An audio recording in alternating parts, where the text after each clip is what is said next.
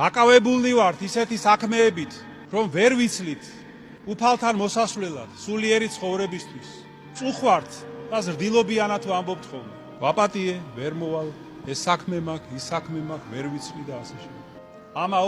ამაოებათა, ხომ გახსოვთ ეს ეკლესიასთან ცნობილი სიტყვები.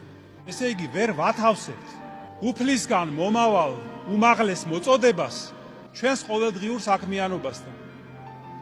როგორ შევათავსოთ უფალი იესო ქრისტე სულაც არ ითხოვს ჩვენგან უარი ვთქვათ ჩვენს მოვალეობებზე, უარი ვთქვათ შრომაზე. პირიქით, ყოველი ადამიანის დანიშნულებაა, რომ იშრომოს და ქმნიდეს შემოქმედებითი აქტივობა. ადამიანის მოწოდებაა თვითფასო ძმებო და დებო.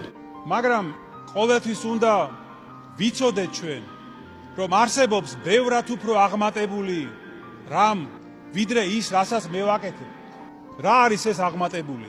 ცხოვრება ქრისტეში, სწრაფვა სასუფევლისკენ. აი თუ ჩვენ ასე ვიშრომებთ, მაშინ ეს შრომა არასდროს აღიმართება წინაღობად ჩვენსა და ღმერთს შორის. და რა საქმესაც არ უნდა ვაკეთებდეთ, ყველაფერს ვაკეთებდეთ ქრისტესთვის, რწმენით, ქრისტეს ჭვრეტით, მისი მცნებების აღსრულების სურვილით.